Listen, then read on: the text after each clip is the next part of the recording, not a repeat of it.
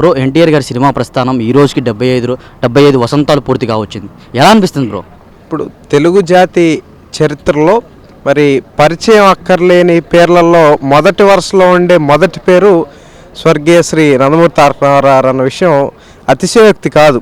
ఎందుకంటే ఆయన సాధించినటువంటి ఘనత అటువంటిది. మరి సినీ రంగంలో ఒక అగ్ర కథానాయకుడిగా, తర్వాత ఒక అగ్ర రాజకీయ నాయకుడిగా మరి తెలుగు నేలకి ఆయన చేసినటువంటి సేవ అత్యంత అమోఘమైందని ఈరోజు మనం అనుకోవడమే కాదు, ఇవాళకి కూడా ఆయన చనిపోయిన ఇన్ని సంవత్సరాల తర్వాత కూడా తెలుగు ప్రజలు ఆయన యొక్క సినీ వజ్రోత్సవాలను కానివ్వండి, శత జయంతి ఉత్సవాలను కానివ్వండి ఏ విధంగా అయితే చేసుకుంటా ఉన్నారో అదే ఆయన ఖ్యాతికి ఒక తార్కాణం అని ఈ సందర్భంగా నేను తెలియజేస్తా ఉన్నాను. బ్రో మీకు ఎన్టీఆర్ గారి ఫోటో ఒక తెర మీద కనిపించినప్పుడు, లేదా ఒక స్క్రీన్ మీద కానీ, ఒక బ్యానర్ మీద కానీ కనపడినప్పుడు మీకు ఏమనిపించింది? అంటే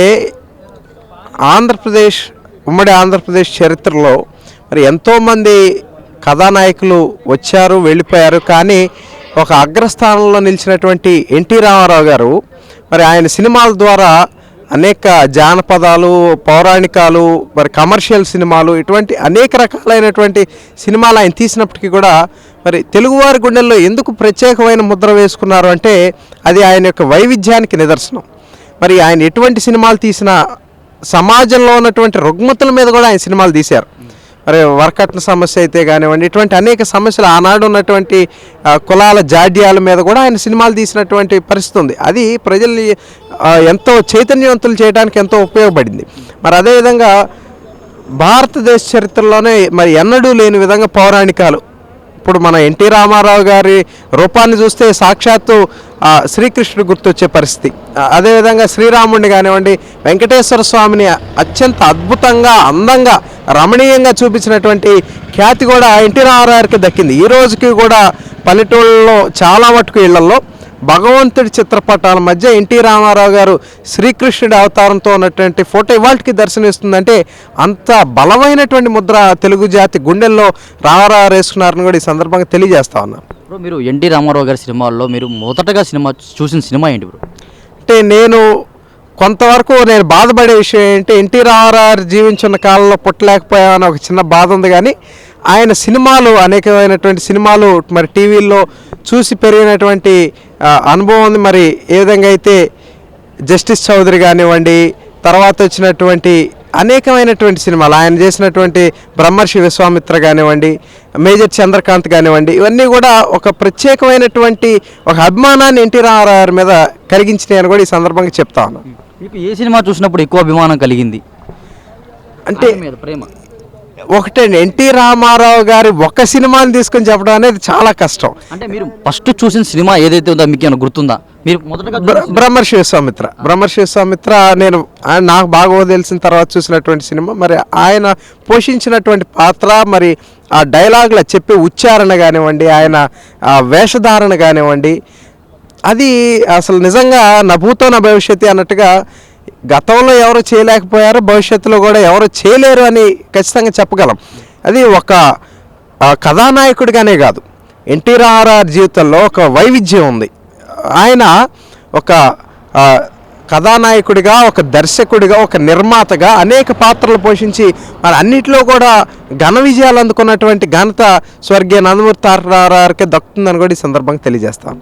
ఎన్టీఆర్ గారికి చాలా గుడ్ క్వాలిటీస్ ఉన్నాయి. అలాంటి గుడ్ క్వాలిటీస్లో వన్ గుడ్ క్వాలిటీ మిమ్మల్ని తీసుకోమంటే ఎలాంటి గుడ్ క్వాలిటీ తీసుకుంటారు? క్రమశిక్షణ, సూక్ష్మగ్రాహిత్యం. ఈ రెండు అన్నగారి విజయాల్లో కీలకమైనటువంటి భూమికి పోషించినని నేను భావిస్తా ఉన్నాను. కాబట్టి ఈ రెండింటిని కూడా మనమనే కాదు, ప్రతి ఒక్క పౌరుడు కూడా అలవర్చుకుంటే ఖచ్చితంగా వారి జీవితాల్లో ఒక బ్రహ్మాండమైనటువంటి ఒక స్థానానికి వారు చేరుకోగలుగుతారని కూడా ఈ సందర్భంగా తెలియజేస్తాను. ఫైనల్గా టీడీపీ కూటమి ప్రభుత్వం ఏర్పడి 6 నెలలు పూర్తి చేసుకుంది. ఈ 6 నెలల్లో చంద్రబాబు గారు, ముఖ్యమంత్రి చంద్రబాబు గారి పరిపాలనా పనితీరు, అదేవిధంగా ఆయనతో పాటు ఆయన సహచర మంత్రులు డిప్యూటీ సీఎం పవన్ కళ్యాణ్ గారు కానీ, లోకేష్ గారు కానీ, వాళ్ళ పరిపాలనా పనితీరు ఏ విధంగా ఉన్నాయంటే ఏం చెప్తారు? మరి మనం కనుక చూసుకున్నట్లయితే జూన్ 4 ముందు వరకు ఒక అంధకార సంద్రంలో మునిగిపోయినటువంటి ఆంధ్రప్రదేశ్ అనే నావకి ఒక ప్రగతిని, కాంతిని చూపించే ఒక దిక్సూచిలాగా చంద్రబాబు నాయుడు గారు ఆ నావను నడపడానికి ప్రభుత్వ బాధ్యతలు తీసుకున్నటువంటి పరిస్థితి. అదేవిధంగా ఏ విధంగా అయితే ఎన్నికలకు ముందు ప్రతిపక్ష ఓటు చీలకూడదు అని పవన్ కళ్యాణ్ గారు నిర్ణయం తీసుకున్నారో, ఎన్నికల తర్వాత కూడా ముఖ్యమంత్రి గారికి మరి సహాయకరంగా ఉండాలి, ఈ ప్రభుత్వానికి ఎటువంటి ఇబ్బందులు కలగకూడదనే ఒక చిత్త నిశ్చయంతో పవన్ కళ్యాణ్ గారు కానివ్వండి, లోకేష్ గారు కానివ్వండి, ఇతర మంత్రులు బీజేపీ కానివ్వండి, వీళ్ళందరూ కూడా చేస్తూ ఉన్నటువంటి విధానం ఆంధ్రప్రదేశ్ రాష్ట్రం ఒక కొత్త పుంతలు తొక్కబోతా ఉంది అనడంలో ఏమాత్రం కూడా సందేహం లేదు. మరి నిన్ననే ఆంధ్రప్రదేశ్ స్వర్ణాంధ్ర విజన్ 2047 విజన్ డాక్యుమెంట్ను కూడా మరి రాష్ట్రం ముందుకు తీసుకెళ్ళటం జరుగుతూ ఉంది.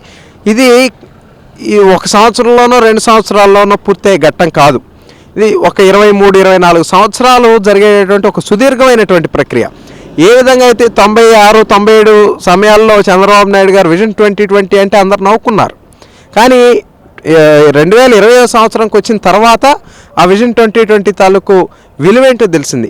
అదేవిధంగా విజన్ 2047 చేరుకునే సమయానికి ప్రతి ఒక్క పౌరుడు కూడా తలసరి ఆదాయం $40,000 ఉండాలని చంద్రబాబు నాయుడు గారు ఏ విధంగా అయితే కలలు కంటా ఉన్నారో, దాన్ని సాకారం చేసేందుకు ప్రతి ఒక్క పౌరుడు, తెలుగుదేశం, జనసేన, బీజేపీ కార్యకర్తలు అందరూ కూడా ఈ 5 సంవత్సరాలే కాకుండా భవిష్యత్తులో కూడా కృషి చేస్తారనే సంపూర్ణ విశ్వాసం ఉంది. అదేవిధంగా రాష్ట్ర ఆర్థిక పరిస్థితిని, రాజధానిని, పోలవరాన్ని, ఇటువంటి అనేక అభివృద్ధి కార్యక్రమాలకి తోడుగా సంక్షేమాన్ని దీన్ని ముందుకు తీసుకెళ్ళగలిగినటువంటి నాయకత్వం తెలుగుదేశం, జనసేన, బీజేపీ కూటమి నాయకత్వానికి ఉందని కూడా ఈ సందర్భంగా విశ్వసిస్తా ఉన్నాను. బ్రో, చివరిగా అటు తెలుగుదేశం పార్టీ కానీ, ఇటు జనసేన పార్టీ కానీ, చంద్రబాబు గారిని, నారా లోకేష్ గారిని, భువనేశ్వరి గారిని, ఇటు పవన్ కళ్యాణ్ గారిని, వీళ్ళందరినీ కలిపి అటు కొడాలి నాని కానీ, వల్లభనేని వంశీ గారు కానీ అసెంబ్లీలో కానీ మీడియా ముందు కానీ తిట్టిన సందర్భాలు చాలా ఉన్నాయి.